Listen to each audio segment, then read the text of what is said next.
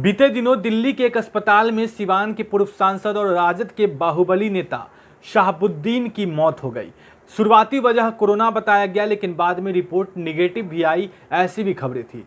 हालांकि उनके मौत के बाद कई तरह की चर्चाएं तेज हो गई। राजद की बेरुखी को लेकर कई तरह के आरोप लगाए जाते रहे। शहाबुद्दीन के परिजन हो या फिर उनके चाहने वाले, सब लोग लालू परिवार से विशेषकर और खासकर राजद के तमाम सीनियर नेताओं से नाराज दिखे। कई लोगों ने तो पार्टी से इस्तीफा भी दे दिया, जो कि अल्पसंख्यक प्रकोष्ठ से जुड़े हुए थे। लेकिन इस सब के बीच अब अब्दुल बारी सिद्दीकी, जो कि राजद के एक वरिष्ठ नेता हैं, उन्होंने इन पूरे मामले को लेकर बहुत बड़ा खुलासा किया है। इस मामले को लेकर खुलासा किया कि आखिर राजद और शहाबुद्दीन को लेकर जो चर्चाएं चल रही है उसकी सच्चाई क्या है। उन्होंने फेसबुक पोस्ट किया है। पूरे पोस्ट आप स्क्रीन पर देख रहे हैं, जो हम आपको दिखा रहे हैं, देख सकते हैं। अब्दुल बारी सिद्दीकी ने एक पोस्ट किया है अभी से 19 घंटे पहले, जिसमें उन्होंने लिखा है, दिनांक 3 मई बादे असर मोहम्मद शहाबुद्दीन, पूर्व सांसद, पूर्व विधायक, दिल्ली शहर के आईटीओ कब्रिस्तान में सुपुर्दे खाक किए गए। वे मर गए या मारे गए, यह बहस तब तक चलती रहेगी जब तक उनकी मौत की न्यायिक जांच नहीं हो जाती है। हालांकि न्यायिक जांच भी किस हद तक सच्चाई तक पहुंच पाएगा, यह अभी कहना मुश्किल है। फिर भी जब उनके परिवार, उनके शुभचिंतकों और पार्टी के नेताओं की भी मांग यह है कि न्यायिक जांच कराई जाए, तो फिर डर काहे का, न्यायिक जांच करानी चाहिए। मैंने कभी सोचा नहीं था कि जो व्यक्ति कानून के राज में पुलिस कस्टडी में हो, सजा काट रहा हो, कानून पर निर्भर हो, वह बेहतर इलाज से महरूम कैसे रह गया। मैं लगातार उनके परिवार, खासतौर पर उनकी अहलिया हिना शहाब, उनके शुभचिंतकों के संपर्क में रहा। जैसे जैसे उन लोगों ने जिनसे भी संपर्क करने को कहा, मैं संपर्क करता रहा, चाहे मुख्यमंत्री हों बिहार के, या फिर लालू जी हों, या दीनदयाल उपाध्याय अस्पताल के डॉक्टर, सुपरिटेंडेंट, या मीसा भारती सांसद वगैरह। स्वयं हिना शहाब मैडम ने मुझे बताया कि सांसद मीसा भारती एवं मनोज झा जी द्वारा भी शहाबुद्दीन साहब को हायर इंस्टीट्यूशन में शिफ्ट करने का अथक प्रयास किया जा रहा है, पर कुछ कठिनाइयां आ रही है।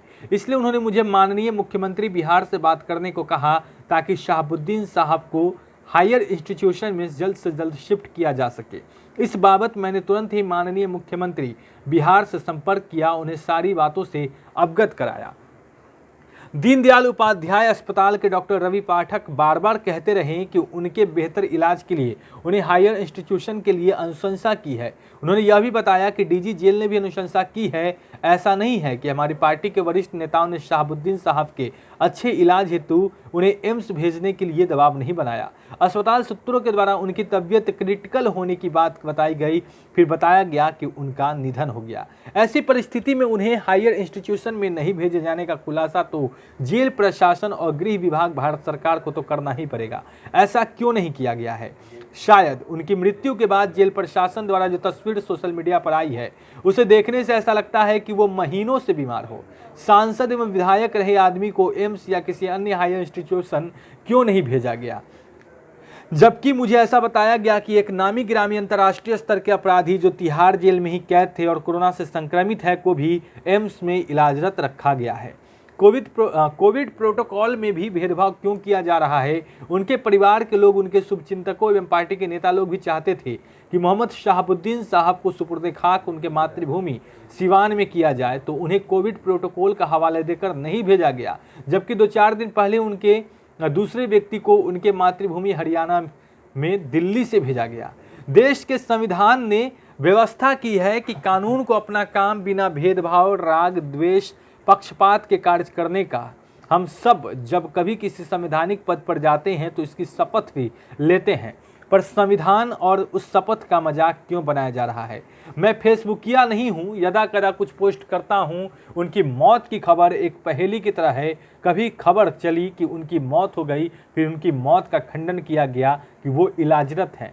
कुछ घंटों के बाद फिर उनकी मौत। मैंने कभी सोचा नहीं था कि ऐसा होगा। मैं स्तब्ध हूँ। मेरा उनसे केवल राजनीतिक रिश्ता नहीं था। उनके दादा मरहूम, मेरे नाना मरहूम अमीर शरीयत, इमारत शरीयत मौलाना अब्दुल रहमान साहब के मुरीद थे। उनके मामू मरहूम मुस्तकीम साहब जुडिशियल मजिस्ट्रेट भी मेरे करीबी थे। मेरा उस परिवार से असल रिश्ता इस संबंध का है। जो घटनाक्रम है उससे गुस्सा होना स्वाभाविक है।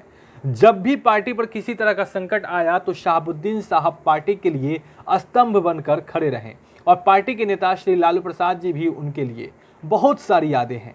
अभी कुछ महीने पहले ही कोर्ट के आदेश से परिवार से मिलने दिल्ली में जेल से बाहर पुलिस कस्टडी में आए थे। उन्होंने किसी अन्य के मोबाइल से मेरे मोबाइल पर मुझे संपर्क किया, बहुत अपनों की तरह मेरा हालचाल पूछा। मैंने उनसे पूछा आप कौन बोल रहे हैं, तब उन्होंने अपना नाम बताया। फिर उन्होंने कहा कि मैं बहुत जल्द ही बेटी की शादी के समय आऊँगा तो ढेर सारी बातें होंगी।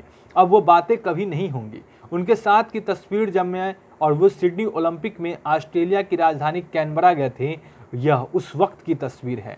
मोहम्मद शहाबुद्दीन साहब की मौत से मुझे कभी ना पूरा होने वाली क्षति पहुंची है। वो मेरे छोटे भाई की तरह थे जो मेरे अच्छे बुरे वक्त पर कंधा से कंधा मिलाकर चलते थे।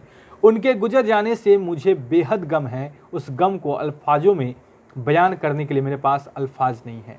पार्टी के नेताओं, उनके शुभचिंतकों, उनके पारिवारिक संबंधियों को, उनके परिवार, खासतौर पर उनके बच्चों को, उनकी पत्नी हिना साहब के साथ परिवार की तरह सुख दुख में मजबूती से खड़ा होना ही सच्ची अकीदत एवं श्रद्धांजलि होगी। उन्होंने एक फोटो भी शेयर किया, उस फोटो को भी आपने स्क्रीन पर देखा।